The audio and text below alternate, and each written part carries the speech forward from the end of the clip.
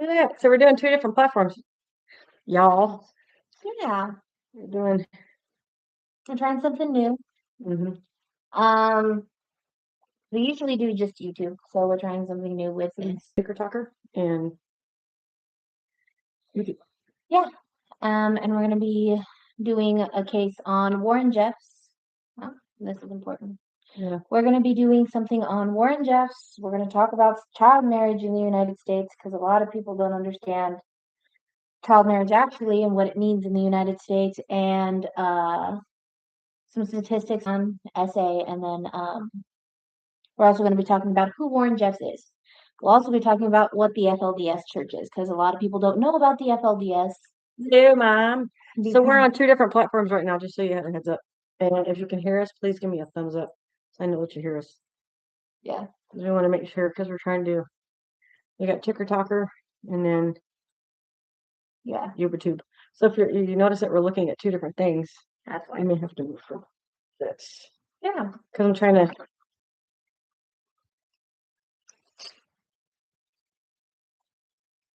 Yes, or is it no to the hearing? Thumbs up or thumbs down for the hearing? Yeah. Need to know what's going on. Doesn't hear us. I don't think she'll get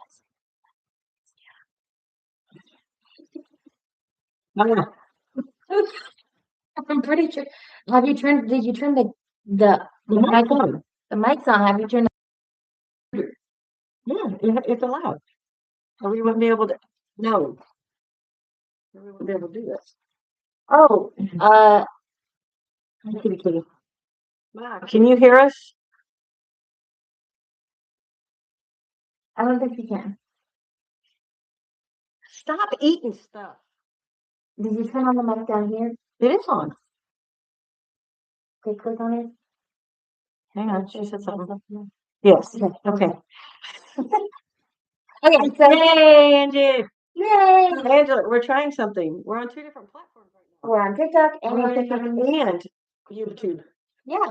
We're trying this out and see how it works. So this is gonna be like a really like emotionally challenging case, while at the same time also not in a like we're gonna probably laugh at a bunch of things because this. I will admit the FLDS is a funny church. I will just say that out loud. It is a funny church. And I'm not knocking FLDS. I'm not knocking Mormonism, but objectively, just some of the things in the history that I'm going to be talking about made me chuckle when I wrote it. So we're going to talk about Warren Jeffs. We're going to talk about the history of FLDS and polygamy in Mormonism, or as they call it, plural marriage, because they don't call it polygamy, they call it plural marriage. Okay.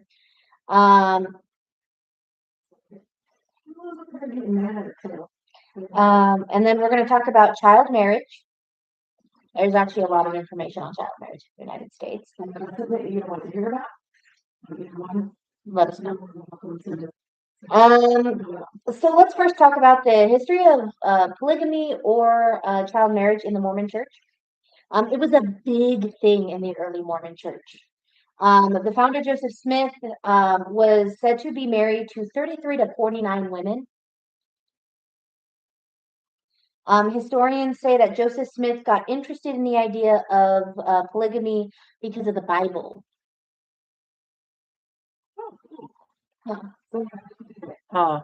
TikTok.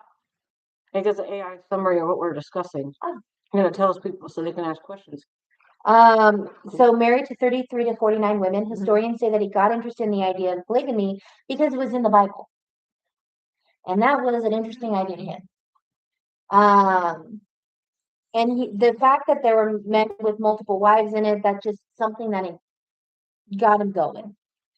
And there's actually 2 types of polygamy in Mormonism. One is very common, was very common. One was not as common, and still to this day is not very common. The attorney, so there's 2 different types of, Mormonism, not Mormonism, polygamy. And then there's 2 types of polygamous marriage. Okay. So I'm going to talk about the polygamous marriage first. Okay. So there's the eternity only marriage and the time and eternity marriage in Mormonism. Okay. I think it might be 15. I'm sorry. So I'm looking at TikTok too. Shut up. Christine, if that's you from the old Walmart, give a thumbs up, please, because I want to make sure it's not imposter. Only Christine that we know. yeah. Two different types of in Mormonism: eternity and time and eternity. Eternity means the marriage is only applied in the afterlife. So some women would marry someone after they were already dead. So to this day, you still have some women who eternity marry Joseph Smith or other leaders of the church. And then you have time and eternity, which happens in you get married in mortal life and then it stays into eternity. Okay. And then there's polyandry. So polygamy is the act of polygamy is marrying one man, multiple women. Then there is polyandry, which is the opposite, where a man is married to multiple men. A woman is married to multiple men. Okay. And Joseph Smith was actually already married. Had married a woman who was already married to another man, and they stayed married. Okay. And this has happened like 14 times in Mormon's history. Like, so it's super rare, but it's also like progressive, I guess. Like that's Well, welcome to Everchi 37. I'm probably saying that wrong because you're far away on my phone. Painted Villain, Legend 420, Jeannie Bell, hello. Hello to yeah, okay. Sorry if I'm saying it wrong. You guys are sitting on my coffee table right now on a stand, so it's hard for me to see. Hello, Jaden. Hello, user 26. Yeah, that long number. Hello, the other user 542. And then 12378. I don't think they're staying. No, I don't think they're saying, but Yeah. you were just saying hello. So in the early days, so kind of progressive, they had something where a married woman could marry another man. Didn't think I'd ever see that in the history of Mormonism, but you know. Right. So in the early days, polygamy was seen as more important than baptism. And the practice of polygamy, basically they traced it back to, it said it was a work of Abraham. They basically are like, polygamy is like the foundation of this religion. Some leaders actually taught that men who refused multiple wives were denying God's commandments. So it wasn't just important to men to marry multiple women. It was important for women to be married to a man. Okay? And to be married to a good man, specifically. Because only in her marrying a good and righteous man could she have a place in heaven. So she couldn't get to heaven on her own good works and good deeds. She had to be married to a good man. A newspaper wrote that monogamous marriage's offspring resulted in physically and mentally weaker than polygamous marriage children. So there was like a lot of like propaganda almost in Utah in the early days that polygamy was important. So there was a lot of like almost propaganda in the early days of the church. The Rosebud, frequency 22p. Again, if you're not staying, that's fine. Hi, bye joined. Car joined. I always like to say hello to people that whether you're saying or you're not saying, you're just coming on here to see what we're talking about. Yeah, we do have a YouTube channel, obviously over on YouTube, called J.A.M. History and Life, where we talk about cold cases, cases that have been ongoing. Yeah. Spooky season's around the corner, so we're excited for that. So we got to redo our calendar because sidekick here, she got a promotion at work, and so her schedule's kind of wonky and all over the place. So we try to do it on days that we both have off. If not, it's whenever she works a morning shift and I'm off, then we can do a podcast or whatever. Okay, proceed. So, basically, in the early days of Mormonism, they taught that monogamy was immoral and actually increased the likelihood of sexual temptation. And I mean, I can kind of understand it because you're married to multiple women who you won't cheat with, your other wife. I can understand that. What's it to do with the four sister wives? Yeah. Five sisters, four sisters. 6 sister wives. Okay, well, then he doing good. Well, no, I think they're all divorced now. I think something happened. Yeah, there were some that just got tired of being in that relationship with him that they didn't like. Yeah. And this is just hearsay, you know. And I will say also with each one, I think also that one is still with him. Somebody said on TikTok. So so one of them decided to stay. Okay, and so that's the thing. A lot of like women nowadays, like in like our culture right now, the idea of unless you're polyamorous, that idea of somebody being married to multiple people, that's really difficult for us to understand. Yeah. But looking at like the FLDS church now, because they basically believe that they continued on the original form of Mormonism. So they still practice plural marriages, they still practice all of that. It's still taught to them like that. They're kind of in a secluded little corner. So women are taught being married to one man and having like 4, 5, 6 fellow wives is how you do things. And they don't question it. There are, of course, people who question it and try to flee because they don't feel it's right in their heart. But most of them, if you talk to them, they're like, these lessons a load. I don't have to do as much because I have other women who are helping me. So polyamory is different than polygamy. Yes, it is different than polygamy is a man married to multiple women. Polyamory is no. Polyamory is a relationship type where it's kind of polyamory is loving multiple people in a relationship, like you're all in a relationship together. Right? So like I had a friend of mine she was married to her husband, but she was also in a relationship with another guy, and they actually lived together. Like he lived with her and her husband. The practice of multiple people loving people. Yeah, exactly. Multiple people loving people. I'm just not gonna say it. What you gonna say?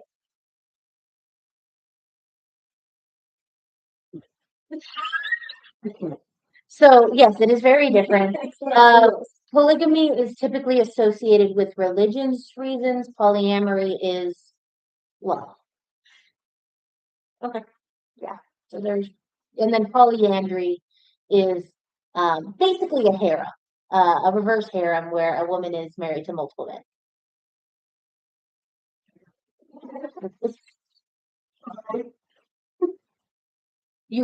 There's some book talk books that you would be interested in reading, I feel.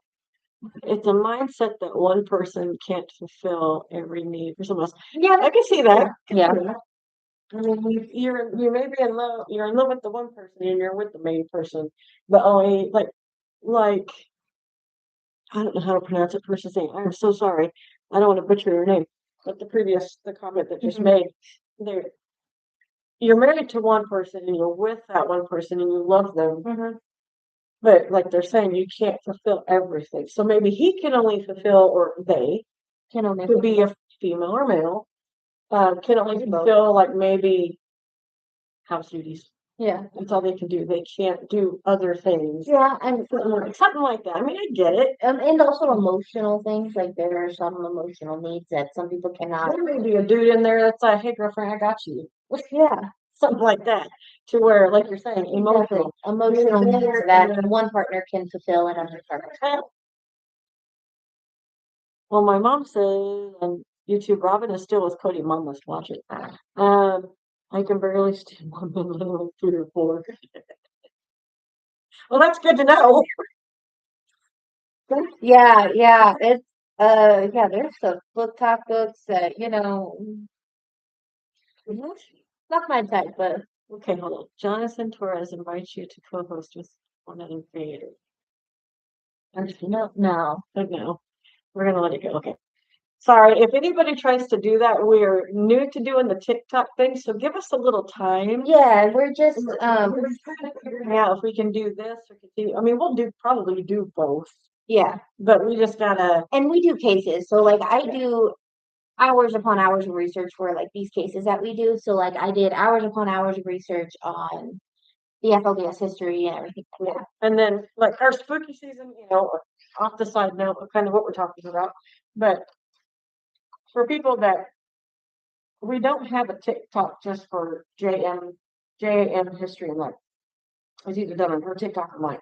So this is my TikTok that we're using right at the moment until we can do a as well with you guys. Hey, Brandy. And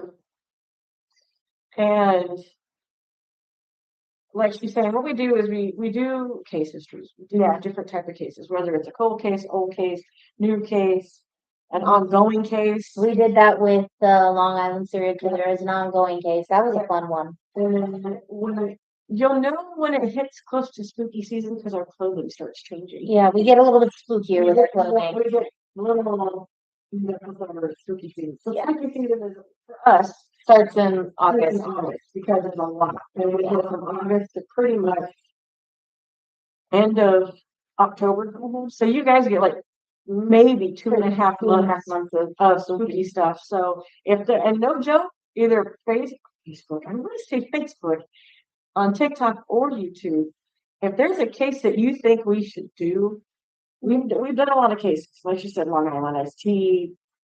Come on. Yeah. I swear there was only root beer in this cup. We did the Long Island. God dang it. Serial killer. That stupid serial killer. That one.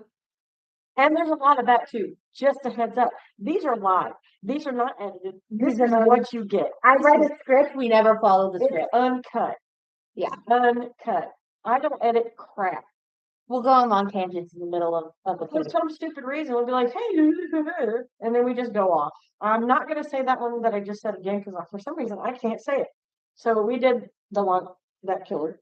The Long Island serial killer, aka the Gilgo Beach murderer. And then we also did that Ripper. Yeah. And my not so favorite, Black Ripper. Yeah. That's I think a lesser known Ripper from England, but he is just as brutal as the other Rippers. Yeah, keep an eye on the potato pills. I wasn't listening after we did that. Figured it out. I was a little after we get done with this, we'll go in more of a little tangent on probably a little bit more TikTok than YouTube because we've done little bitty things on YouTube. But we'll finish up this case and then with TikTok and we'll discuss more. So polygamy was super popular. It was a fundamental part of Mormonism, a part of their belief system. Fundamental. It was a fundamental belief. And then the U.S. government got involved. That definitely took the fun out of it. Because they made laws banning plural marriages or polygamy. Basically saying that that's not fair. You cannot have one man married to multiple wives. They would even get into skirmishes. Like there'd be United States government fighting little groups of Mormons, have little battles in Utah back in the day. Because that's like how much they did not like the idea of losing the idea of plural marriage. Another angel in here. Just saying, boo. So in 1890, it was officially restricted by the church, by the Mormon Church. So church president Wilfred Woodruff. Nope, same angel. How many things do you have? So that was her on TikTok, and then she came back. So it was so in 1890 it was officially restricted by Church President Wilford Woodruff, and he issued a statement called the 1890 Manifesto, which advised members not to get into marriages forbidden by local anti-polygamy laws. Okay. And the reason was because the Supreme Court was threatening to seize the church and deny civil rights to members, basically blocking Utah from becoming a state. So the church president was like, we got a problem here. We can't do that. We can't have plural marriages if it's going to prevent us from becoming a state, because then we lose the country's protection and we're a territory. Don't like that plan. Y'all need to start having plural marriages, starting now.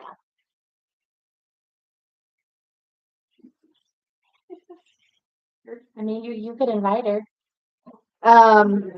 This did not stop plural marriages, though. It just went underground. So that's why, what is it, on the show, they keep it hidden. Yeah. Well, this is before we even get to the bigger ban of plural marriages. So most people kept it a secret. Oh, okay. And then in 1904, the second manifesto, where Church President Joseph F. Smith issued a new rule against all plural marriages. And he actually put a penalty in place that said that anyone entering a plural marriage would receive excommunication from the church. So basically, the first one was like, hey guys, don't do plural marriages. And the second one was like, don't do plural marriages. That's it. One was trying to be the nice parent, and the other one was like, and the other one was like, that's it. That's enough. I'm putting the hammer down. Stop it. No more. So polygamy was again really important to the Mormon church. We had been talking about how it was literally taught that if you were in a monogamous relationship, your children were weaker and stupider. They wrote papers on that. That if you were in a monogamous relationship, you are more likely to commit sexual temptation. So, like, this is a fundamental part of their belief. Okay, hold that thought. Okay. Why are you?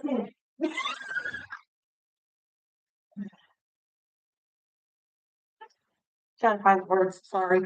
Sometimes that happens. Okay. So we're on this. Make sure I understand this. Mm-hmm. So if you're in a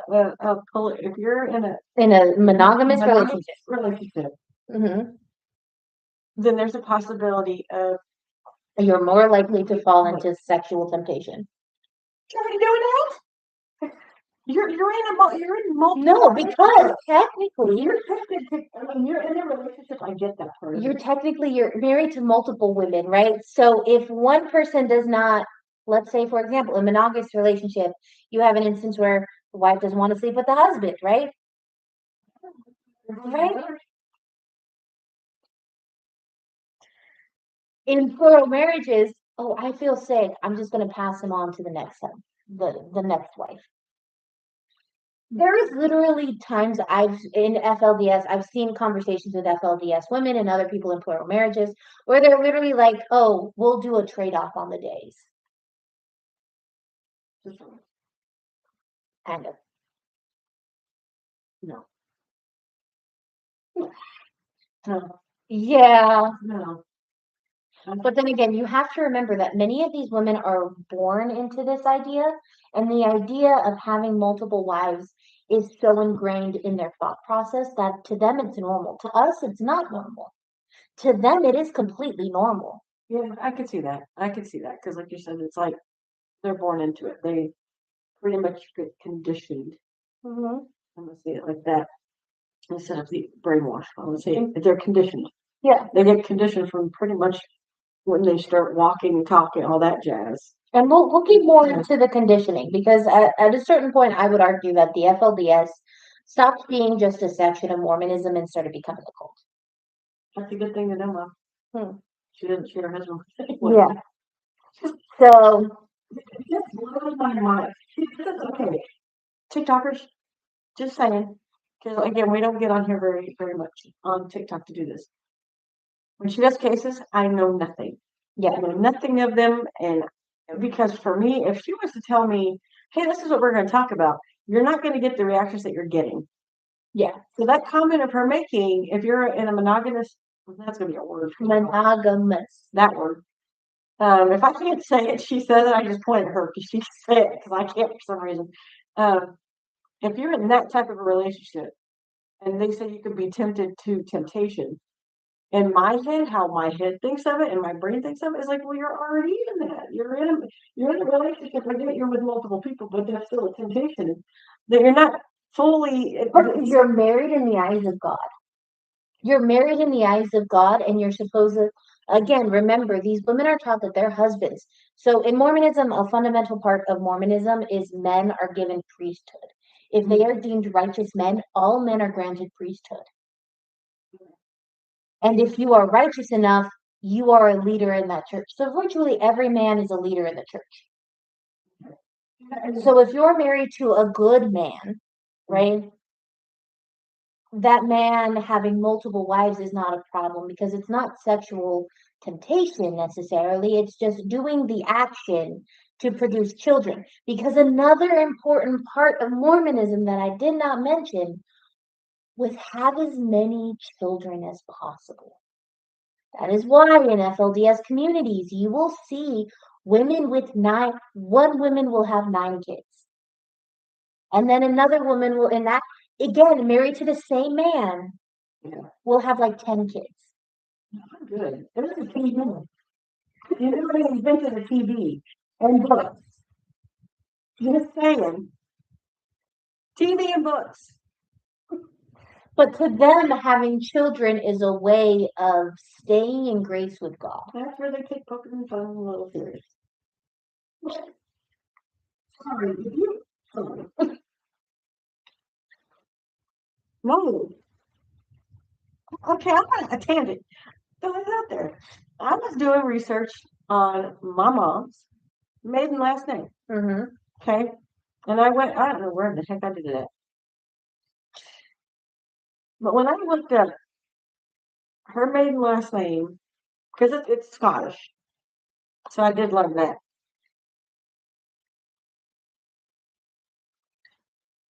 Exactly. And that's what we're also going to talk about. I'm going to bring up a topic. And it comes down to when I was just flipping through talking about children and how many. Mm-hmm. This one person, this one couple, Mm-hmm. and again, I cannot remember names and I won't say them anyways. But I don't know if they're relative to us because of our last name or what is going on. Oh, is it the one that has like 12 kids? Yeah, that one. If not more. And I'm like, what year did this happen? And then it shows the year. I remember the year either. But I'm like, oh, they didn't have TV then. So now, folks, your TV. They don't actually, they only use TV very limitedly. They very much live off the grid in these communities.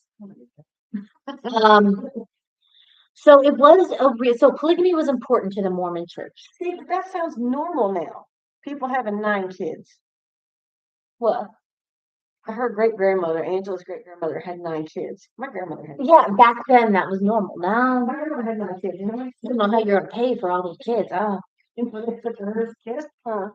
My grandma did not have a TV. Michelle.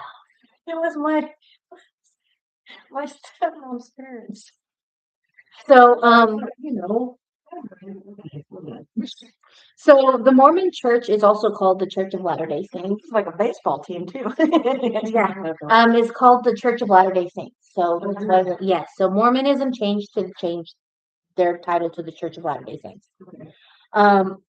So it makes sense that when people find out that something they were taught is a principal fundamental aspect of their religion is now a no-no, they're going to get upset. That's just fundamentally true. Everyone knows that.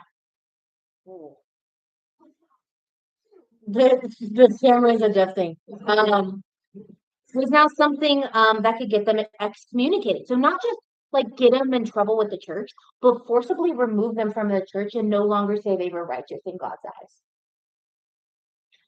Completely remove them from the community. So that's gonna cause a big upset. And in the Catholic Church, we call that schisms, and it created schisms in the Mormon Church. Oh, it's okay.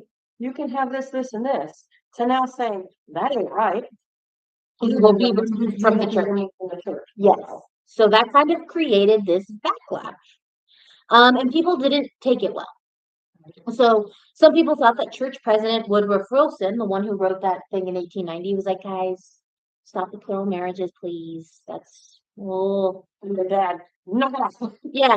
Thought that he lost his priesthood when he wrote that manifesto. So when after that manifesto was written, he was no longer in power. So the next person who was in line in power of the church became the leader, and that became a man named John W. Woolley. Um, and it was pushed by another.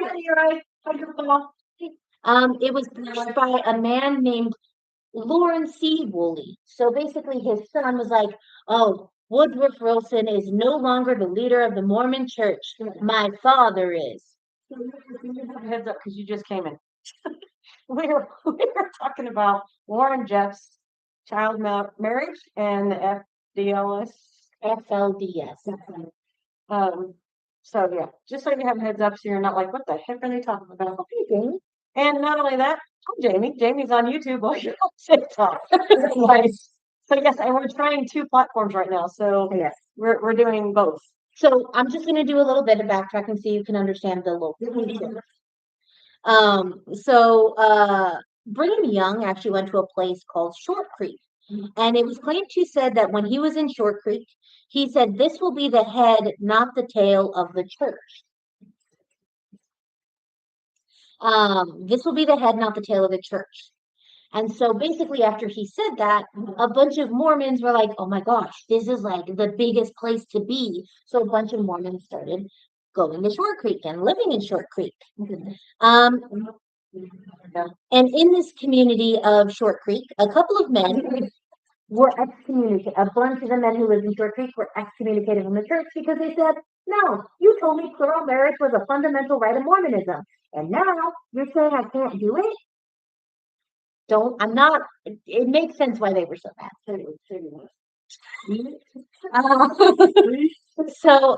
The community of men were excommunicated. And so the community was like, fine, if we're excommunicated, we're going to continue practicing the original form of Mormonism. So they created the Fundamental Church of Latter-day Saints. Yes, yes. You left YouTube and went to TikTok. The Church of FLDS.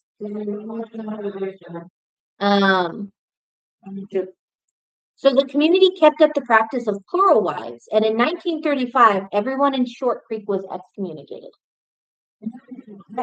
Quite a bit. Quite a few people were excommunicated in that day. And so this I will definitely tell John you say hello. So this community that was excommunicated made a council called the Council of Friends.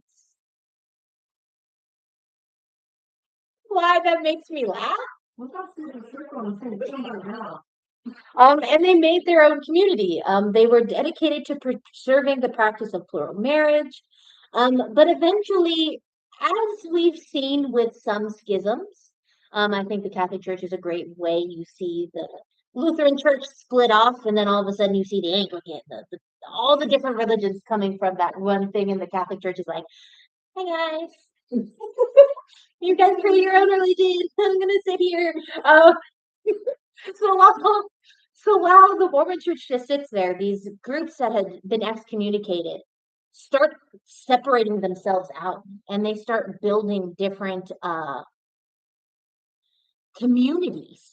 Help us get a lot of hops. And so they split into smaller groups. And in each of these smaller groups, they have one specific leader. Okay. So it's like the Council of Friends could no longer remain friends, and they split up. Now, Justin and John Howdy. So you guys have heads up. I could do more than one conversation. So I hear her at the same time. Yeah. And so I just have to tell you how people as they comment and come in. In July 26th, 1951, 1950 something, 102, because Short Creek, you're gonna love this, is on the border of Utah and Arizona. Okay. And so it's literally like the Utah border, Short Creek. 102 Arizona State Police officers and National Guard soldiers raided the community of Short Creek and arrested the entire population, including 236 children. Somebody arrested that people said, why did Of those 236 children, hi, Oh, Addison. hi, Addison. So of the 236 kids were arrested. Of those, 150 were not allowed to return to their parents for more than 2 years, and other parents never got their kids back. Addie, we miss you so much too. We're a little bit closer to you now. So it was actually the largest mass arrest of polygamists, and it caused a massive amount of press around. So you now have created a community that's like, the Mormon church hates us. Yeah, we're practicing the original form. And now the government's like, I'm gonna arrest you on site and just detain everybody, including the children. You're gonna create a community that hates the government and hates any major form of authority. Which, when you have a population that has 236 children, and I do not remember how many adults. I think like the adults were only like 100 and some. Like the children far outweighed the adults in the arrest.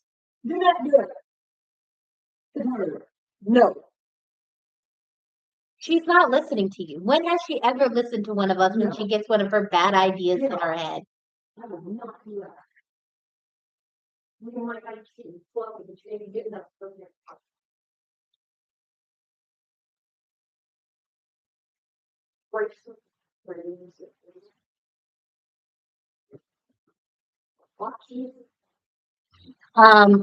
So basically you create a community that hates any form of authority, which when you create an organization that hates any form of authority, when there is any sort of crime that happens, what happens within that community? Yeah, they don't go to the higher authorities to try to solve the thing. They just deal with it themselves. Do you like my Yeah. I have no So because of all the negative press around the name of Short Creek, it was renamed. Hey Angela or Thomas, I need you over on TikTok. People are being disrespectful. Yeah. Will you jump on that? So this was renamed to Colorado City. Short Creek was renamed to Colorado City. Oh, okay. In case any of you have ever looked up Colorado City, Arizona, it is still around.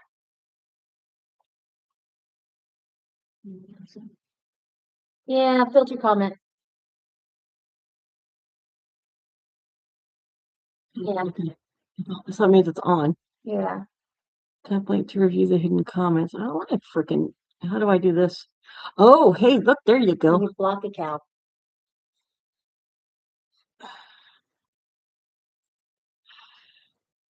Why are people so Oh my God. Do I have to do? Oh my God. Never mind, grandma. So so answer me this, Thomas, since you're over there. Do I have to put you as a moderator to do that or no? No. To be able to block the person? I blocked their account, by the way. You can do that. Oh, well, that's stupid. Yeah. Until you get to a certain number of followers. Well, it was telling me if we did more lives, we would be able to get to the part where we're almost to the monetary thing, which I don't care about, but The town was renamed to Colorado City. So if you actually look it up on any device, you can actually look up Colorado City, Arizona. yeah. It's not my follower account. Okay, so when we get to that certain follow, we need to make a TikTok then for I'm just gonna call it J.A.M. History and Life. Yeah. And then we can do that. We'll do it that way. So no one knows exactly how it happened, but a man named Rulon Jeffs became the leader of the Colorado City FLDS sect in 1984. Now he asked that everybody in the community call him Uncle Rulon. And he was the fifth president of the FDLS. And at the time of his death, so if I'm not mistaken, he had a saying that gives me like the creeps. I don't think if we hit the certain number of followers, because I think the last time we did it on I think we did it on your thing. So maybe after this, I can work on having like an alternate account for J.A.M. History and Life and get a number of followings. And then I'll post it on Facebook. Because you guys will see it on TikTok. Because it should give you a notification of when we go live, I hope. But we'll take and work on doing that too. Because that would be fun to be. I mean, we could do it on both platforms because it's working well right now. We have both. He would say things like "keep sweet." That was like his favorite saying was to keep sweet. Like he literally had soles on the bottom of his feet were detailed with "keep sweet." He would tell women to sugar up to their husbands. Okay. Yeah, and mind you, this is where we're gonna have a little bit of a problem. Yeah.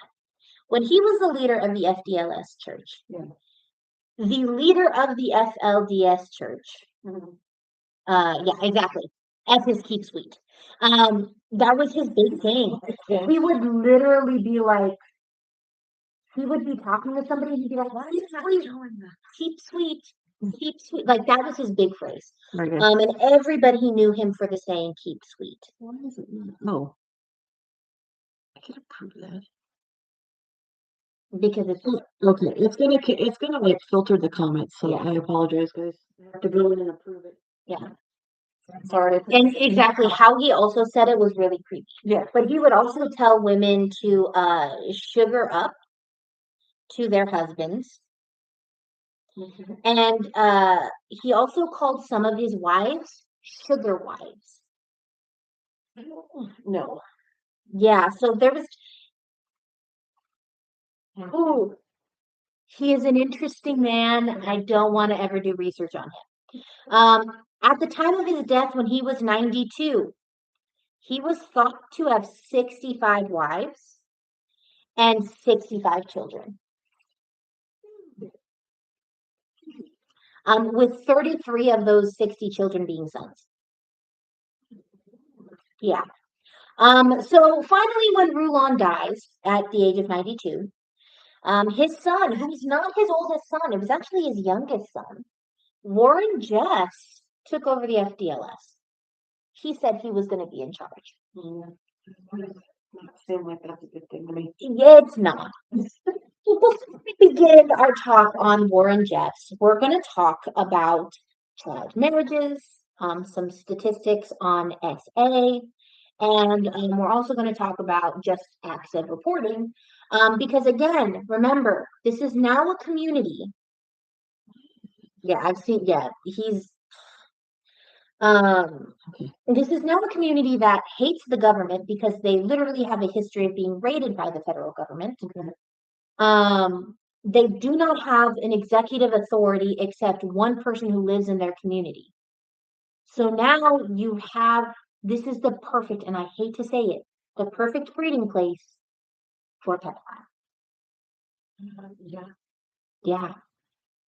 So, child marriages. So child marriage is not two children getting married, as many people have been led to believe. Child marriage typically can be two children getting married, though typically it is an adult and a child getting married. It is a child marrying an adult.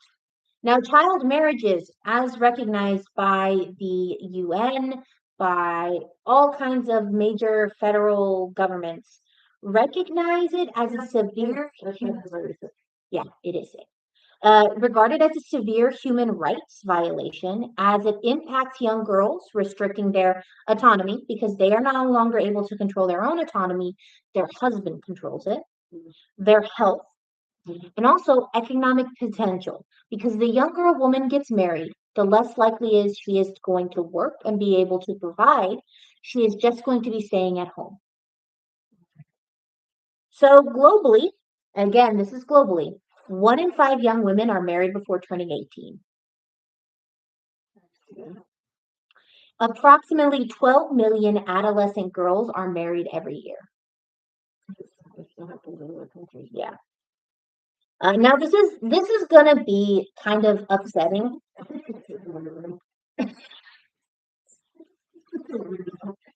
So But we're everywhere. we're supposed to be, because America is supposed to be this clear leader. We're supposed to be ahead of the curve. We're a first world country. Um, so we should take care of the young girls in our country. Child marriages remain legal in 33 states. 17 states have made it illegal, but of the others, no. We also have not made it federally illegal. We have not also made it. There has been actually in 2024 a law was put in place to ban child marriages federally. That ban did not pass. Okay, that didn't happen. Why couldn't um so some of the 33 states that allow child marriages have no age requirement. So you can be as young as 10 and get married to an adult man. You could be 17. There's no age requirement. I understand like having an age requirement of like 16, 17, because some kids are gonna want to get married. Yeah. Parental supervision, agreed. And the thing is, with these marriages, parental consent is needed for all of it. So you would think parents wouldn't want their kids to get married at the age of, 14, 12.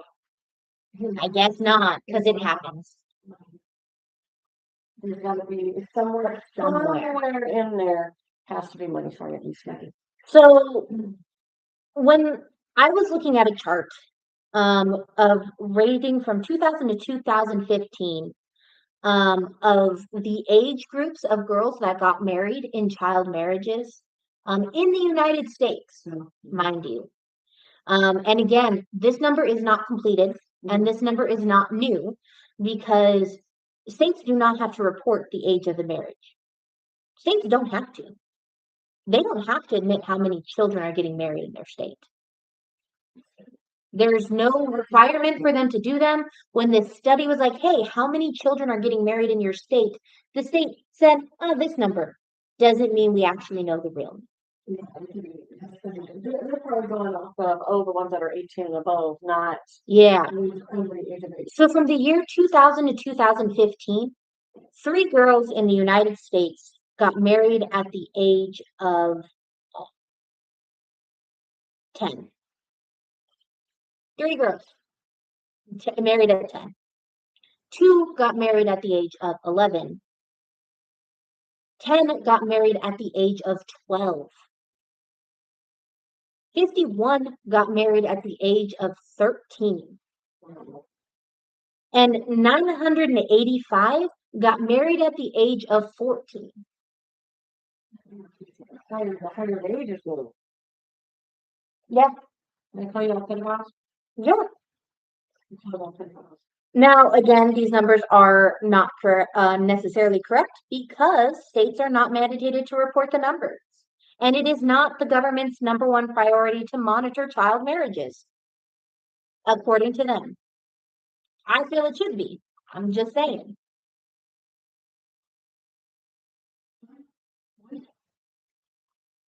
What was that? In their religion, the sign of No, below that, the AI summary. What it says. Discussing the history of Rulon, Jeff, and interactions of child marriage. Yeah. What? Yeah. So now you might be wondering, why would a grown man? Because okay, so these numbers, if I am not mistaken, 10 to 20% of these, the 100% of child marriages were boys. 80 to 90 were girls. So that means it is not 2 children getting married. It is a child and an adult getting married, because if it was 2 children getting married, those numbers would be 50-50. They are not 50-50. Yeah. It is statistically far many more girls are getting married to older men. And I'm going to tell you something that's really messed up, like really messed up. Child marriage is used as a legal loophole as an exemption for statutory SA laws. So in a court, you cannot hold a man responsible for assaulting a child that he's married to. It's a legal form of pedophilia. Allowing adults to avoid criminal liability by marrying the minor they're assaulting.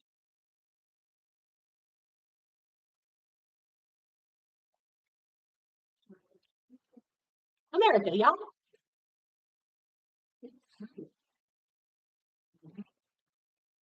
Now, I'm going to talk about a little bit of statistics when it comes to reporting SA, simply because this, again, is something that's important to the topic. If you are uncomfortable with your ethnicity, you are supposed to leave. Yes. It will only last a couple of minutes, I promise. So you go for 2-3 minutes sometimes. If you're uncomfortable with that subject, you can take a little bit of it. Yes. Because of respect to you as a person. If you're uncomfortable, let us know in the comments. Hey, stepping out, I'll be back in a couple of minutes. Not not something I want to be here for. Not a problem. So right now we'll give you a couple minutes, or like a minute or so. If you don't want to be a part of it, let us know in the comments that you're going to step out, and then you'll come back in within a minute or so. So statistically, in SA cases, 2% of the perpetrators get time. I can see that. 98% of them walk free.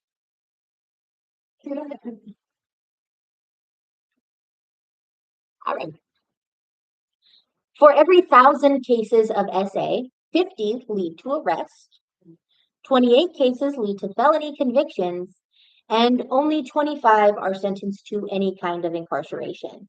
And any kind of incarceration can be including weekend jail time, because there are some states that allow people to go to jail for just the weekends.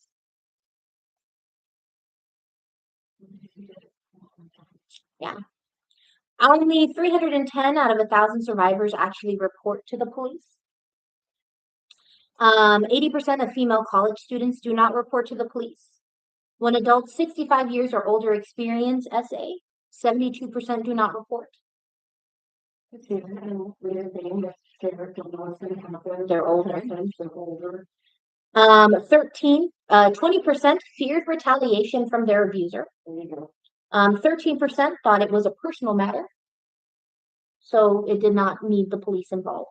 8% reported to a different authority. So in the cases of college SA, they reported to college police and campus security, because technically they are not a police force, they're just security. 8% did not believe there was enough evidence to do a report. 7% did not want the perpetrator to get in trouble. And 2% believed there was nothing that could be done to help them. The rest did not cite a reason. Maybe one of the reasons. Someone's getting afraid. Repercussions. And a lot of the repercussion could be them being made fun of if they're a snitch for telling the person that did it. Oh, and 13% believe that the police wouldn't believe them.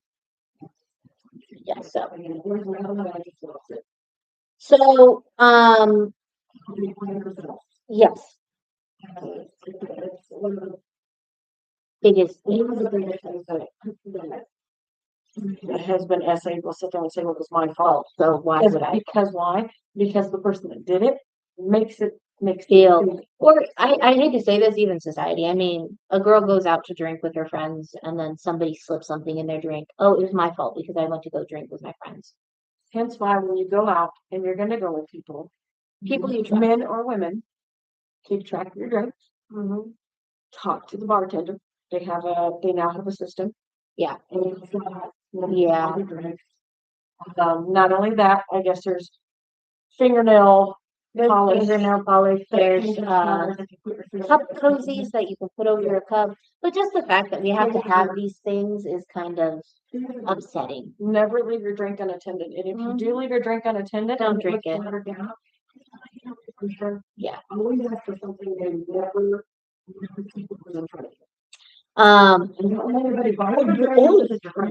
Do you remember when we talked about that case where a lady added something to her drink and she was a chemist? She added something to her drink that when somebody slipped a roofie in her drink, it would explode the glass. And so she had gone to the bathroom, left her drink. Somebody roofied her drink and it exploded in his face. And he tried to sue her, and I don't know if he won or not, about damages. He was like, "You caused me permanent damage." I'm sorry, you tried to roof your drink. She was just mental. She was preparing herself. Doesn't make sense. So, and apparently he was not the first one. She had done it to multiple men before. So.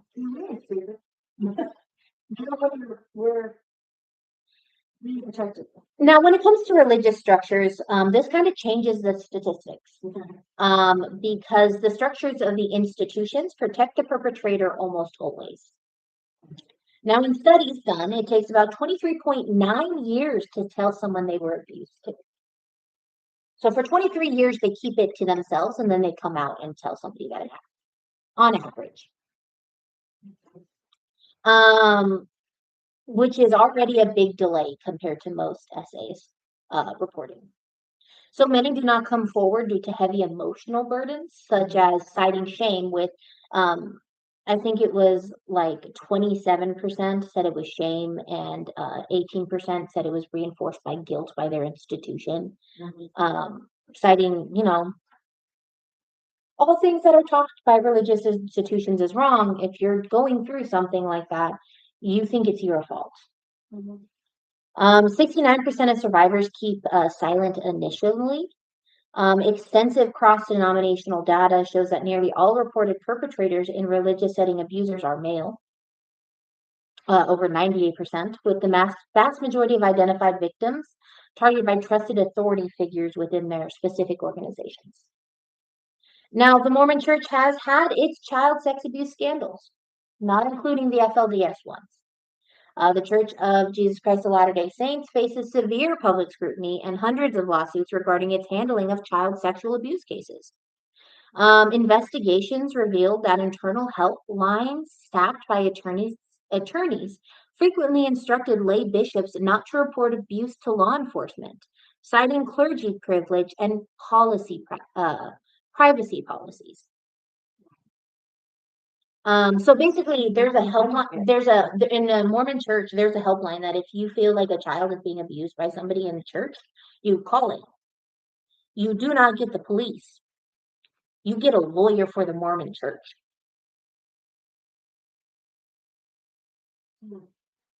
They keep it to themselves. They don't go to anybody. So the Mormon Church going as far as saying that like men who were lay bishops, so they were people in the church, saying that, oh, he was not. We miss you too. Basically saying he's not using his power as a church leader. He was using his power as just an everyday person. Which doesn't make sense. No. Because an everyday person, people would not trust an everyday guy. I'm going to be honest. You're not going to be like, here, stranger, watch my kid.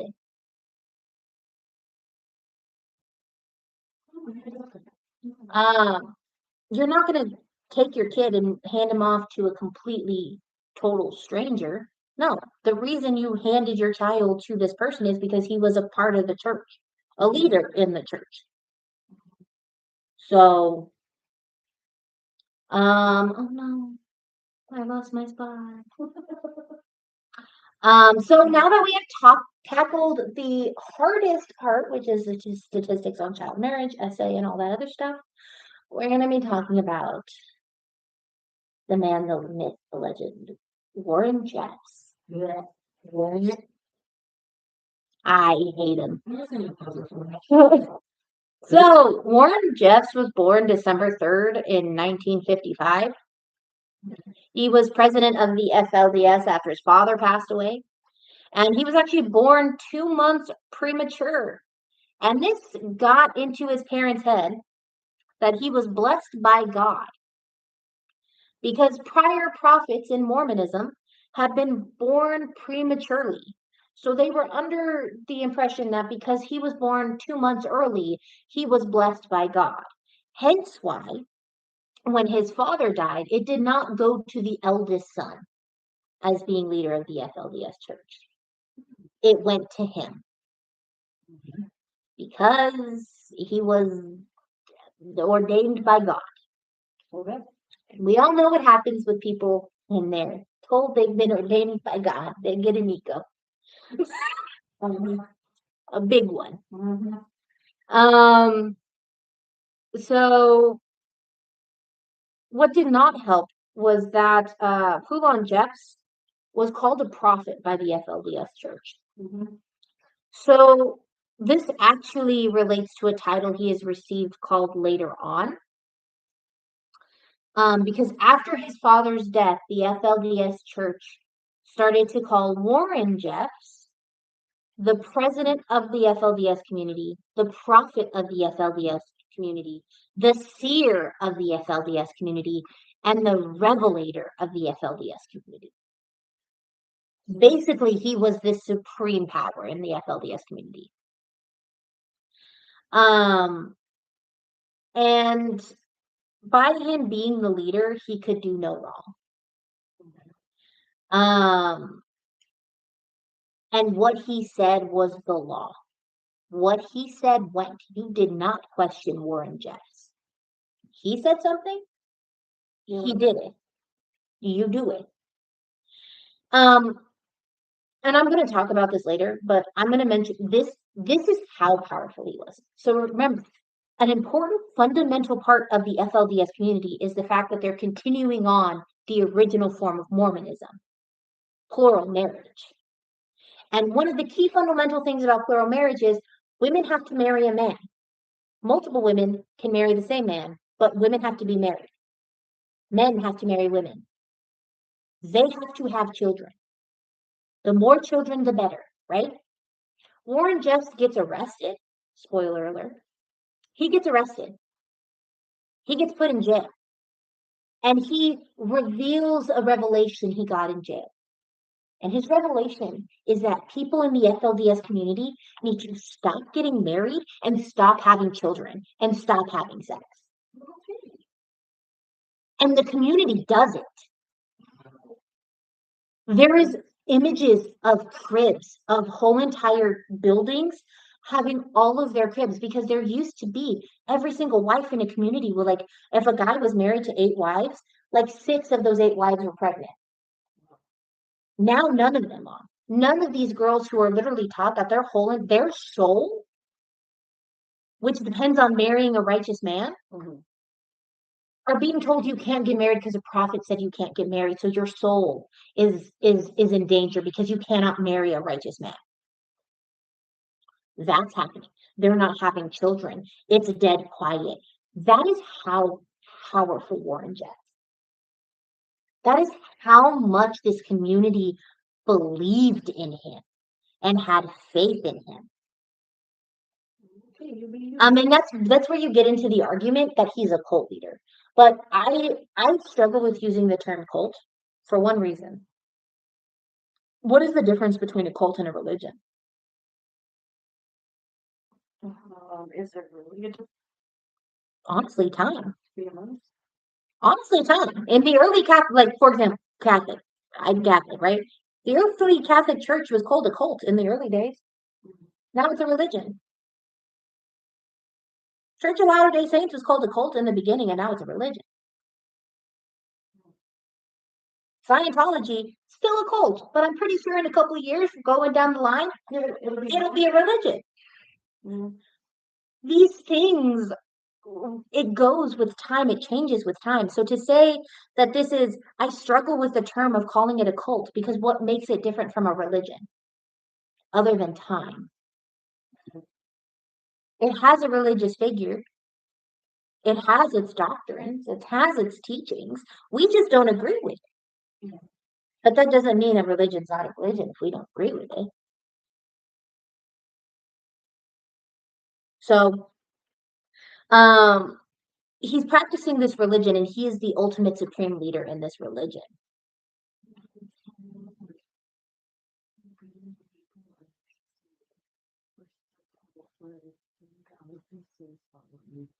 We would argue, right? But let's again look at Catholicism. In the early church, they were following a guy named Jesus. Now, I know probably a lot of people can be like, "Oh my gosh, you're speaking ill." No, if you look at the basics of it, Jesus was just a guy.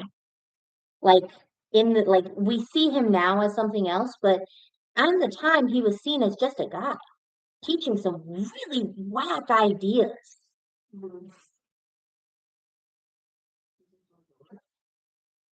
Jesus was the son of the being, yes. But to everyday people who didn't know that, he was just a person. We know that now. We think about that now. But if you think about back in the day when Jesus was around, the only people who believed he was the son of the being was his followers. Pontius Pilate, Jewish people.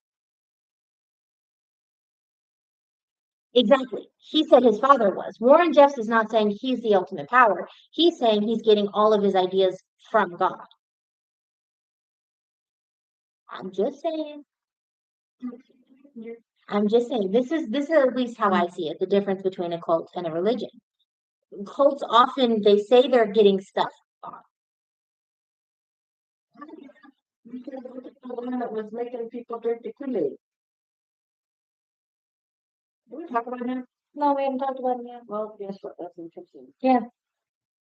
So Warren does go back and forth in his earlier days when he was teaching.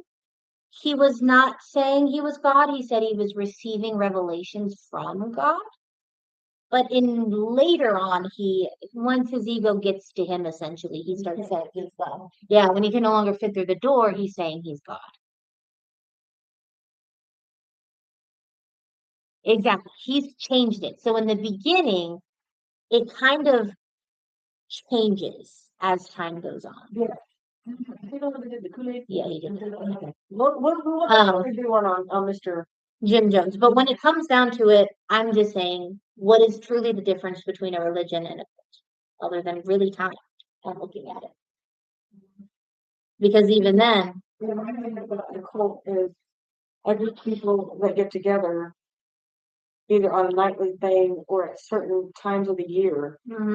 Halloween, for instance, I'll that one because that seems to be a big one that people do negative things on. To me, that's a cult. And this is again in my mind.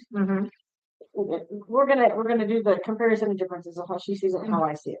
That hopefully that helps. For me, a cult is that people pick one night out of the year or certain nights out of the year in this little cult that they have. They go out to the woods. Again, I will basically, October Halloween because it's Halloween. People do negative things on that night, sacrifices, all that stuff. To me, that's a cult. That's a cult. They're constantly always doing stuff like that. Yeah. Religion to me is, like it says, it's a religion. Like it's not, to me, it's like, it is two different entities. Yeah. For me, it's two different entities. One is a negative entity. Religion is another entity for me that I don't see as negative, but growing up, learning more of the things that happen, with certain religions is like, no. It's like, it's a no, it's a negative. So not every religion is going to be that beacon of light, that positive that you're comfortable to go to. And to be able to go to. I can't figure out where I belong as far as the religion. I have my own beliefs. I kind of base it off of my ancestors. Scandinavians, Norwegian, all that stuff. I base it off of things like that. But I also base it because John tells me I have a lot of faith. When things seem to go not the way we think it should go, or like we're just having a bad little run, And I'll just sit there and be like, it'll be fine. It'll be fine. We're going to be fine. And it's not just because I'm saying that to be stubborn or pig-headed. Yeah. That's where John says he feels I have a lot of faith. Because when I'll sit there and say, God, just take it. You know, I believe that there's a God. I believe there's a Jesus Christ. Mm-hmm. I really believe that. Beforehand, I think I just went to church because it was fun to go to church when I was a kid. So I didn't know any different. But growing up, it's more or less like I tell John, I tell a lot of people that kind of show us the kids go. Just let him have it. Because once you let it go, it's no longer your problem. Yeah. And he's going to help you figure it out. He won't do it for you, but he kind of directs you. Yeah. In the right direction of which way to go. That's Yeah. what religion is to me, and cult is to me. And her and I are not going to agree on the same thing as far as religion cult, by all means. But that does not mean I'm going to dislike her for what her beliefs. We've had a debate back and forth a little bit. Okay, I'm done. Can't do this. Yeah. But again, everybody's got the different beliefs. And I think the reason I argue the difference is because I can see I am really, really good. It's a guy saying this is what you have to do or else. Yeah, and you hear that when a bunch of cults, religion is need to do to go to and I've seen that too. So and I've heard that a lot too from people. Because I think I have a really, and I know it's bad, I have a really great act at my brain is really good at disassociating myself from prior belief systems and being able to see opposite sides. So looking at a religion like FLDS, right, where they're trying to practice the original form of Mormonism and polygamy, and they have this head leader that is telling them to do things. To them, they believe it's a religion. And I can see why they would say it's a religion. They go to church, they have their practices, they have their doctrines. Because to me, a religion is not necessarily what a belief system is, it's the structure and the hierarchy almost. It's do you have a leader? Do you have church doctrine? Do you have religious doctrine, religious teachings, religious practices, typically songs? Do you have writings? Do you have things like that? That is what makes up a religion to me. Not necessarily what your belief system is, because belief systems can be all kinds of belief systems. And by writings, it doesn't necessarily have to be writings. I mean, Native American practices, you have oral traditions of storytelling and teaching. But there's usually a hierarchy, somebody who knows things, who shares things, who teaches things.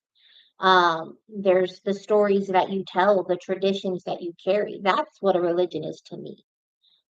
So looking at the difference between a cult and a religion, there's not really a difference between the two, except time. Because if you think about it, how many religions have been called a cult when it was created?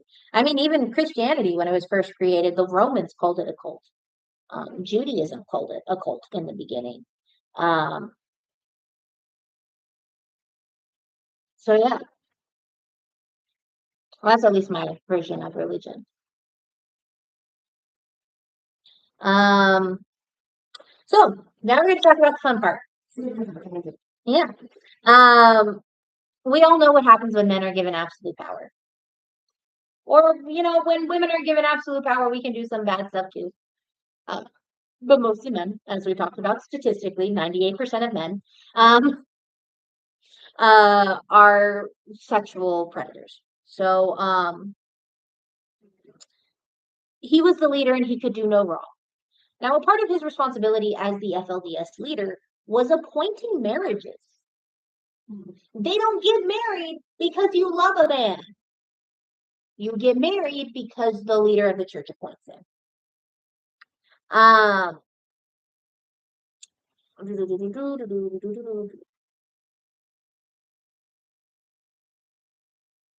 So after his dad died, he took power, so he took power. Now, some of these sections inside the churches did not appreciate that he took power. They thought they should have been in power. So they left. Some left to Canada, some left to other states, everything like that. Hello, Posey. So which leads to problems later on, and we'll talk about those problems. Um, so after his dad takes power, he took power from his dad, people split. And Warren excommunicated the leader of the group that split. Um, We were coming in on TikTok. It's 8:28 here, so it's probably 6:30 there. mm, We were talking about Warren Jeffs, child marriage, and what? FLDS community. So there was some shady stuff going on before Jeffs was even wait. I'll work for you. Okay. Sorry, my job just texted me.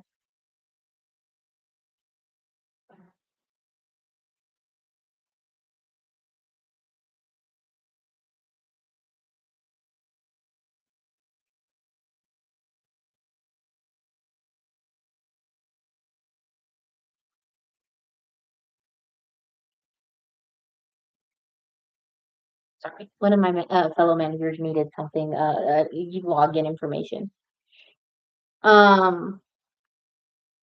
So there was some shady stuff going on before he became church leader. Warren's brother apparently said he spent a little bit too much time with his youngers and his younger sisters in a way that was concerning. And his older brother actually went to his dad and was like, "Hey, this is a little weird." And his dad was like, "I'll deal with it." There's no evidence to show that anything was done other than sweeping it under the rug. Warren married all but two of his dad's wives. And those two were because one refused and the other was forever banned from marrying another. She refused to marry him. And she was also forever banned from marrying another man. And then the other was because she fled the FLDS compound. So remember, he had 60 wives. He married 58 of those, plus his own marriages.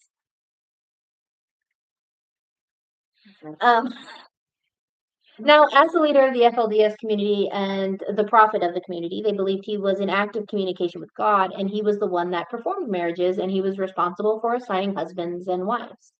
He also had the authority to discipline male members by reassigning their wives and children to homes of another man.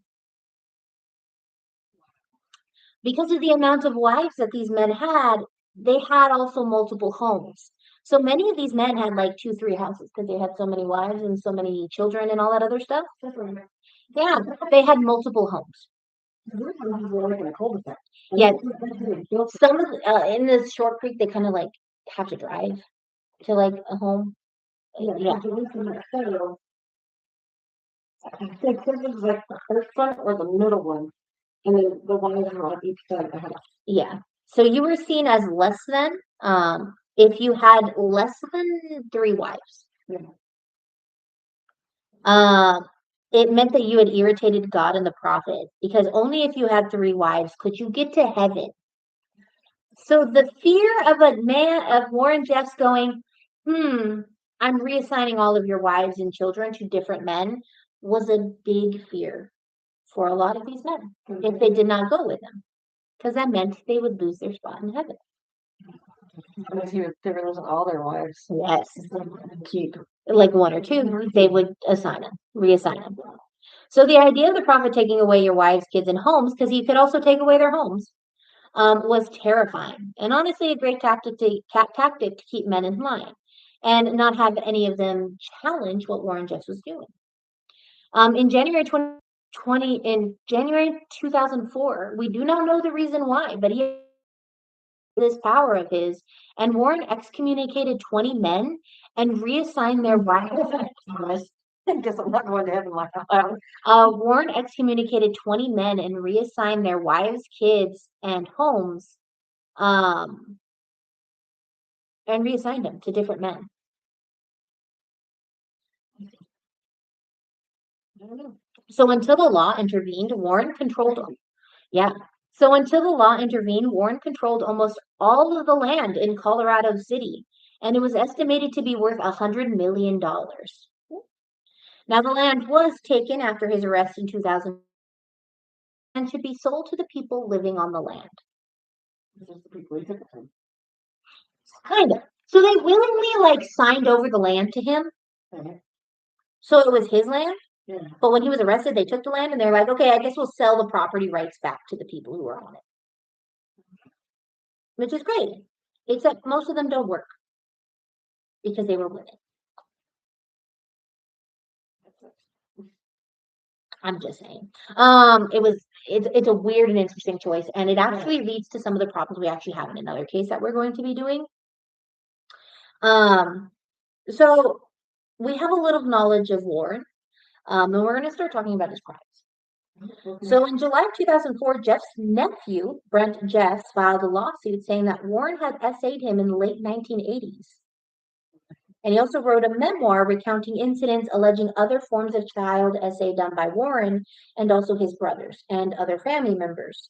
And this happened when Brent was 5 or 6. So there's basically apparently this dude is coming forward saying he was assaulted. Now I said lawsuit instead of criminal case. That is because the statute of limitations had passed.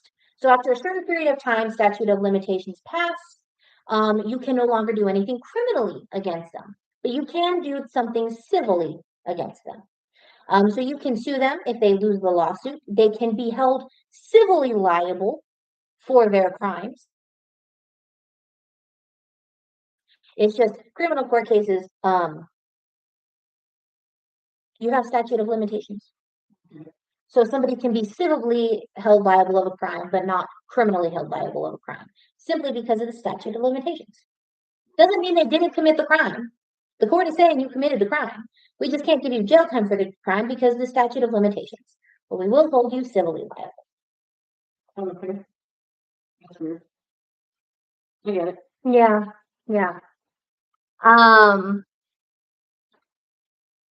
Brent also alleged abuse was also done to his brother Clyde, who killed himself after the abuse. Oh, wow. 2 of Jeff's nephews and 2 of Jeff's children also publicly said he abused them.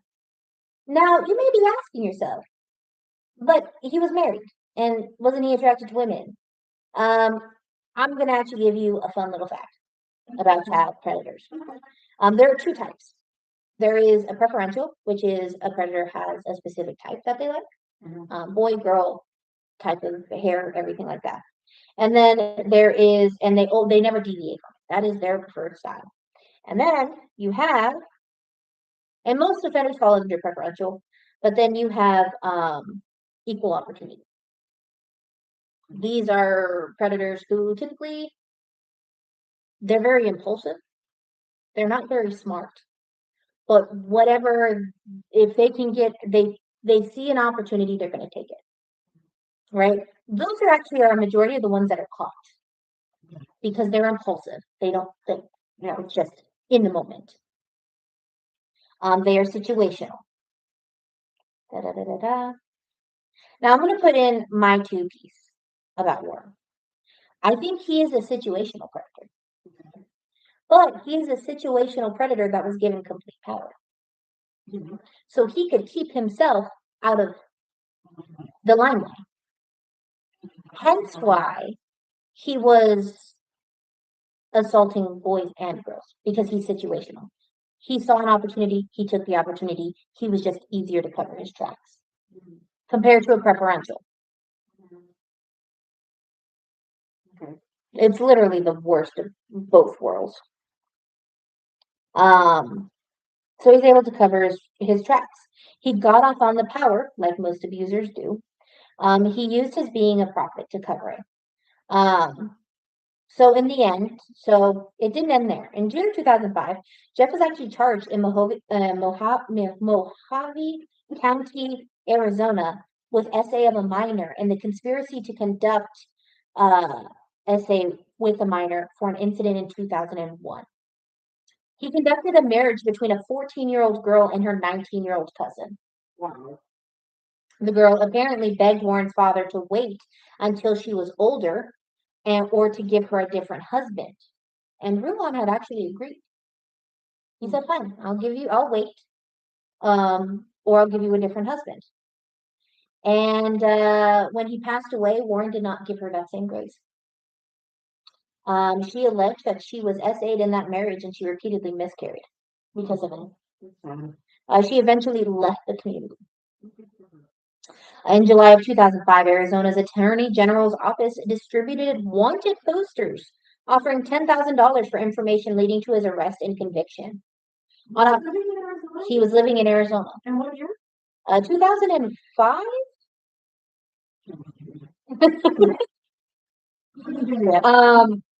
Offering information leading to his arrest because he went on the run. So in 2004, when the police put out a search warrant for him and an arrest warrant for him, he goes on the run. He's hiding. So in 2005, so a year of almost being on the run, they're releasing wanted posters offering $10,000 for information leading to his arrest. Warren's brother Seth was arrested for suspicion of harboring a fugitive. During a routine stop, Seth was caught by police and found with $142,000 in cash, $7,000 worth of prepaid cards, and personal records. His brother, when he testified, said he didn't know where his older brother was, and that if he did know, he would not reveal his whereabouts. Remember, this community hates the government because they have a history of being raided by the government. So there's already a distrust there. Seth was convicted of harboring a fugitive in May 2006 on July 14th, and he was sentenced to 3 years probation and a $2,500 fine. On April 5th, 2006, Utah also issued an arrest warrant for Jeffs on felony charges of accomplice of SA of a teenager between 14 to 18. I don't know if you heard that, but after I said that, my husband bursted out loud with the F word. He'll pop in. It's good timing. There was one case I think I was doing, was it the Yorktown Ripper?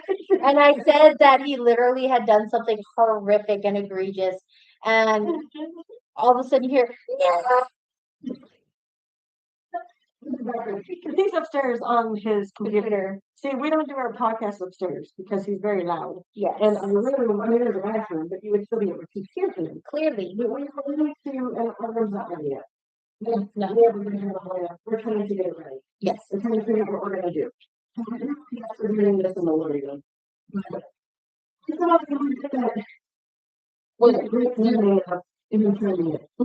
So after May 6th, the FBI placed him on its top most wanted fugitive list, offering a $60,000 reward. He was the 482nd fugitive placed on the list. The reward of, and they actually raised the reward to $100,000. And the public was warned Jeffs may travel with a number of loyal and armed bodyguards. On June 8th, 2006, Jeffs returned to Colorado City to perform child bride marriages. And on May 27th, 2008, the Smoking Gun released images of Jeff with 2 underage wives, one of whom was 12 years old, celebrating their first wedding anniversary. On August 2006, around 9 p.m., Jeffs was pulled over on Interstate 15 in Clark County, Nevada, by highway trooper because the temporary license plate on his red 2007 Cadillac Escalade were not visible. One of Jeff's wives, Naomi Jessup, and her brother Isaac were with him in the car. And when they finally arrested him and searched the car, they found 4 computers, 16 cell phones, disguises including 3 wigs and 12 pairs of sunglasses, and $55,000 in cash. The wigs and the glasses. Really, dude, come on. Yeah. I mean, he did hold off on the police for like a good couple years. The wigs kind of worked. Apparently, They did really good. until they got photos of him with his young wives. I think that put a fire under everyone's, because just I think it was the first time people came to terms with this was actually happening in the community. Because I can show you the photos. Yeah, I'm good. Yeah, it's a little bit disturbing because you can tell they're children. You can tell they're young girls. If you can print out the photo and make it as a notebook. In a Nevada court hearing in August 31st, he waived an extradition and he agreed to return to Utah to face his first-degree felony charges in accomplice of rape. Each charge was a penalty of 5 years in prison. Arizona prosecutors were next, but while he was in jail, he was still leading his group. And the Utah State Board was upset because they thought the Hilldale police had a number of officers that had ties to Jeff and would not cooperate. So the Utah board is upset because they're like, why did the police do nothing if they knew this was a thing in Colorado City? And it's because they had ties to Warren Jeffs. In May and July, he was indicted in Arizona on 8 counts, including sexual misconduct with a minor and incest. Oh no, I scrolled all the way up. No.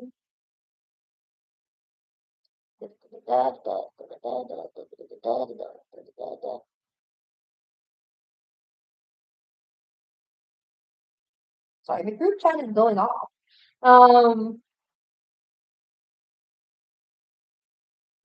His trial began in September of 2007. He was held in solitary confinement.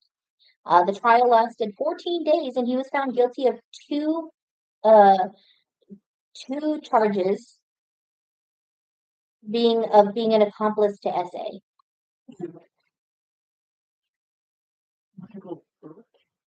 I don't know. And he was sentenced for 10 years to life in prison, and he began serving a sentence. On July 27th in 2010, the Utah Supreme Court cited deficient jury instructions and referred to Jeff's conviction and ordered a new trial. The court found that the trial judge should have told the jury that Jeffs could not be convicted unless it could be proved he intended for the girl's husband to engage in non-consensual sex. He was scheduled to be tried in Arizona in February of 27th, 2008, and he pled not guilty to sex charges. Stemming from the arranged marriages of 3 teenage girls to older men, he was taken to Mojave County Jail to await trial. On June 9th, the state judge dismissed all charges with prejudice, meaning he could never be tried again. The prosecutor said that Jeff's victims no longer wanted to come forward because they were scared. Now, before his arrest in 2006, Jeff. Yeah. How many of them were threatened? How many of them still lived in the community? They wouldn't have come forward. So before his arrest in 2006, Jeffs was actually seen in El Dorado, Texas at the dedication ceremony of the YFC Ranch, and this ranch came into public view when in April of 2008, Texas authorities conducted a raid and took legal custody of 416 children in response to a phone call from March 31st when a 16-year-old girl called and alleged physical and sexual abuse. She said she was 16, married to a 50-year-old man, and she stated she had given birth to a child the year prior. This call ended up being fake. It was a false call from a 33-year-old, Rosita Swinton, who had a history of false claims. The women and children who were returned to the ranch. So there was some police intervention before the big investigation came up, and the investigation actually did continue. There were charges brought against him again. On August 2011, he was convicted in Texas on 2 counts of sexual assault of a child and sentenced to life in prison. He will be eligible for parole on July 22nd, 2038. Now, while he was in prison, he did try to hang himself in 2007 in the Utah prison. It was sad watch.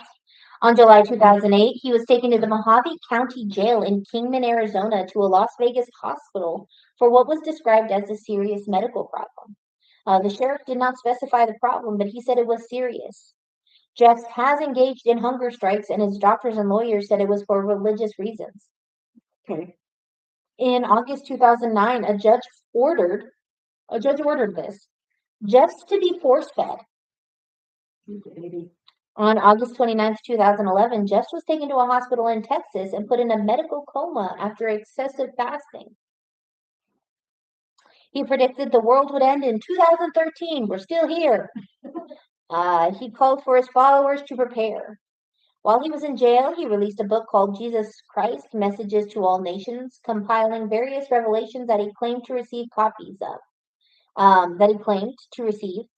Copies of the books were sent to the FLDS church, and federal prosecutors stated in 2016 that the publication had been financed by $250,000 in money defrauded from federal welfare programs and laundered. So any money it made, I think I wrote that wrong. Any money that was made from this book that was sold went back to the $250,000 that he defrauded from the government. There was also a lot done about Colorado City. Courts forced a complete turnover of the police force.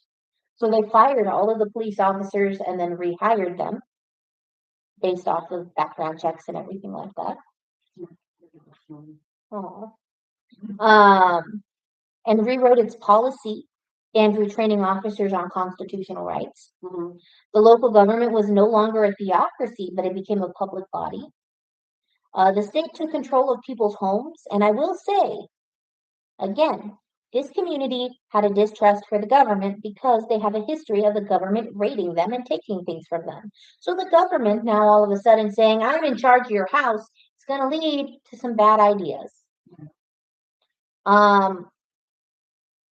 It was in this time that people were actually losing their homes in Arizona and in Utah because it kind of like crossed the line. Arizona government officials would come to a door and go, here's a piece of paper, sign it. Basically saying they no longer believed in Warren Jeffs is essentially what the paper said. And they're like, if you don't sign this piece of paper, we're kicking you out of this home. I'd sign it. Again, think about the power he had over them. Yeah. So basically to them, it was the government is trying to infringe on my right to religion. Keep my home. I can keep that. I'd rather have a home. Exactly. Especially because these women, some of their men were also charged and arrested. So these women now are living in these homes. Are living in these homes with the numerous children they have. And that's the only home they have. They're thinking, I need to provide.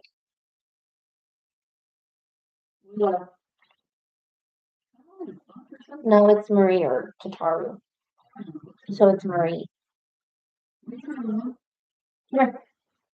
Come here. Willow, come here. So there was a huge distrust in the government. There was a huge distrust in everything that was going on. And because of this, there was the distrust of the government. Jess had said no more sex, no more marriage, no more kids. So a lot of people are now feeling very, very disenfranchised. Their whole entire thought process, the reason for their belief, all of it is just gone. And that gave them a perfect opportunity for another man to take his place. A man, while also a terrible person like Warren Jeffs, was a cheap wannabe knockoff. And his name is Samuel, and he created the Samuelites. But yeah, that's Warren Jeffs, guys. Next episode will be on the Samuelites.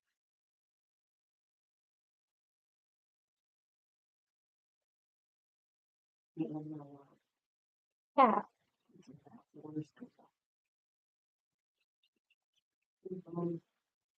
Willow. Does it hurt everybody? You want to say hi? Well, she can't on TikTok, but there it goes. Everybody, Willow. Willow, everybody. Might get Willow butt. There it is. She always does that. Usually she makes a really good appearance when we're doing this stuff. I gotta figure out why. Approve. Hello, bud. I think I have to go to her thing and follow back. There we go. Maybe that will stop the thing of me having to approve every comment you make. We got 100 hearts. Awesome. We got 5 people on there, or 5 people on YouTube. So, okay. So sick people. That's what I'm hearing. Yeah, so sick people. The Samuelites, I will say Samuel is just like Warren Jeffs. He also participated in child marriage. But he holds a very different place. Like Warren Jeffs, you could kind of like argue, look at him and be like, okay, Warren Jeffs is Warren Jeffs. Like he's a predator, but like at least he's kind of doing his like something. Samuelites, the leader of the Samuelites is just a fucking joke. Pardon my friend. He's just a joke. I literally watched, there's a documentary on them, and I literally just like, you know how when kids, you know how when kids are like running and they like jump from rock to rock and they're like, I mean, I'm so cool. Yeah. Right? That's what he does, and he's like 30 years old. He jumps from rock to rock, and he's like, you should put that in a documentary. I jumped from this rock to that.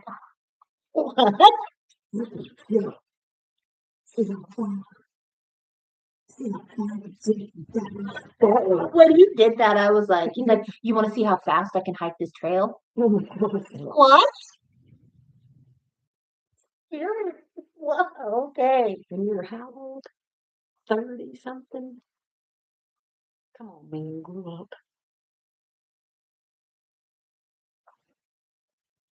Yeah, we have to start writing out our next cases, or do you have that already done? I have not typed up the family case. No. I mean, like, write it out, like, what cases we're doing today. Oh, we haven't written it up. I think I was going to do the Samuelite case because that would be the last case in August because it's the second case.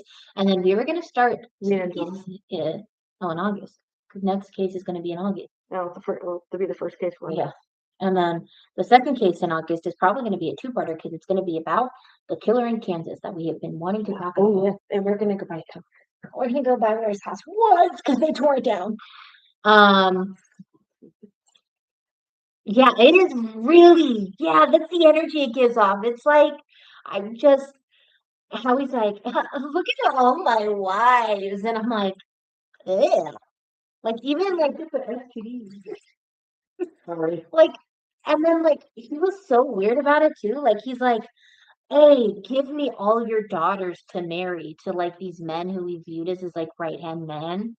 And he's like, give me all your daughters. And they're like, okay. You know, if they wanted to, they could sit there and make it like where they get some type of infection and give it to you. He went to jail. I will give you this spoiler. Do you know how stupid he was? Do you want to know the only reason he got caught? How stupid was he? I've always wanted to say that. He was so stupid. He didn't lock the back trailer door when there were girls in the back trailer, and so they were holding it closed because he didn't lock it. That's the only reason he got caught. Only reason he got on the police's radar was because he didn't lock the trailer door and they were holding the trailer door closed.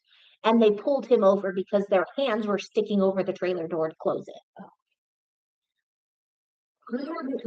Something that did make national news because it was a secondary Warren Jeffs, a cheap knockoff of Warren Jeffs.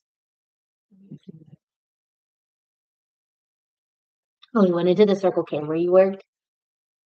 Yeah, he was creepy. I hated him. I hate him. He's in jail right now.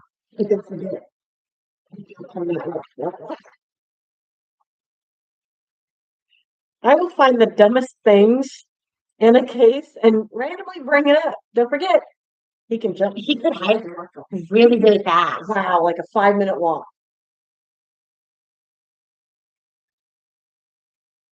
Compensate so much.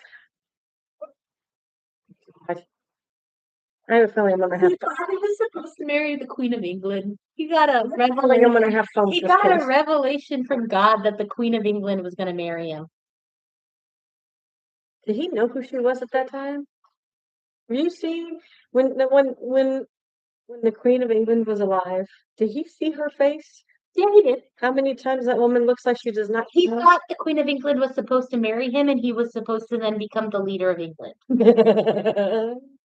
Whatever. Take his wheelchair. Yes. Take it. Take it. Take it. Throw him out of the wheelchair. Take it. And shoes.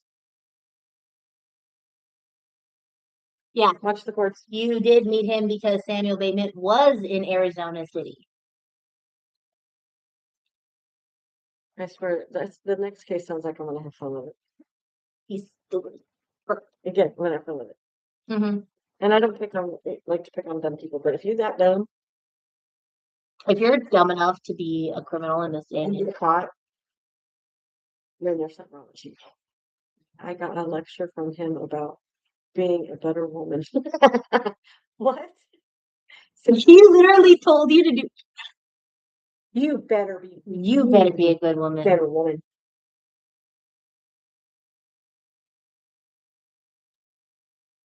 All right, kiddos. Use. Because I was working. You're not supposed to be working. No, to them, women aren't supposed to be working. They're supposed to stay at home and provide for their children. Oh, okay. No. Wow. Bless you.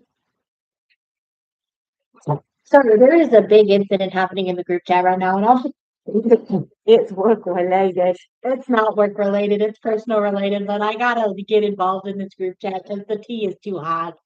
So we don't know when the next podcast will be. I'm gonna stop calling it a podcast, just call it live. Not sure when the next live is. That Justin telling hi. Yeah, that was Justin running the He put in a light switch today, and he didn't know if it worked or not. and so he's checking to see if it works. I And think it did. yeah, so he's looking right now to see if it did work. So if it worked, yay, he fixed it. But we'll tell him hello. So yeah, I'm not sure when the next live will be because it depends on her schedule, and that's what we're doing. After Sunday, I work 7 days in a row, and they're all closing. So Yeah. See you guys next week. You won't see us next week, so it'll probably be Oh, you didn't. Oh, what? yeah, you didn't hear okay. Yeah, you didn't hear a scream, so he definitely didn't electrocute himself. Didn't. Okay, I gotta tell you this though. Okay, this is how stupid me. But I'm gonna quietly say this. You know those buzzer tennis rackets for bunks? He turned it on and he fucking touched it. He touched it. You know how I know he touched it? Is the day that he did it. He goes, ah! And I'm like, let me guess that works. I wasn't cold. She was not. You don't need to check if it works, okay? If you know Thomas, I can't believe he freaking did that. And I'm like, what is wrong with you? And he goes, you want to touch? I'm like, I'm not stupid. My God, why is it still doing it? Because he's asking about a taser, and a taser is a weapon. Oh, so I can't. You can. Sorry. Classified as a weapon. Yeah, they are. But it's kind of funny that she's asking him that. But yeah, okay, so explain that one to me. If you hear, he goes, well, you don't know if it's making electricity. I'm like, you hear a beep. That's very quiet. But you hear it. You don't freaking touch it. Because men don't listen. I love my husband, I do. How many times do I go through the house? How many times did I go through the house? Say, this is why women live longer. You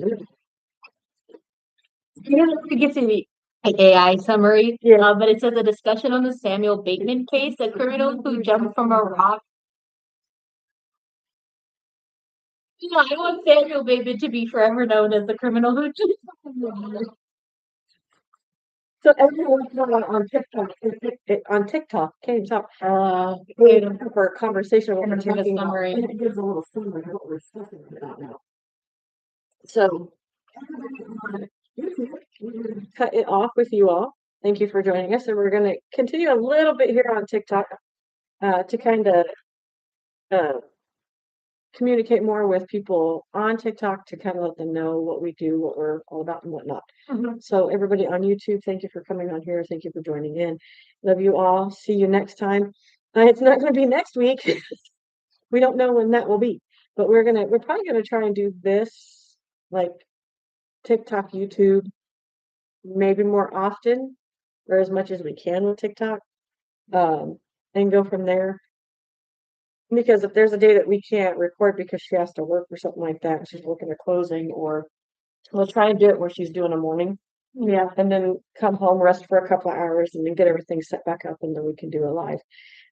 It might come down to where we're also just going to maybe at times record, like pre-record before doing. And that way, maybe on YouTube we'll record. And that way I can kind of play around with it and give us like an opening, because we don't have an opening yet. I mean, we still have the picture and whatnot. So everybody, YouTube, thank you for joining us. Hope you all have a good evening. Thanks for the comments and the fun. We will definitely see you all next time. See you guys later. Bye. Yeah.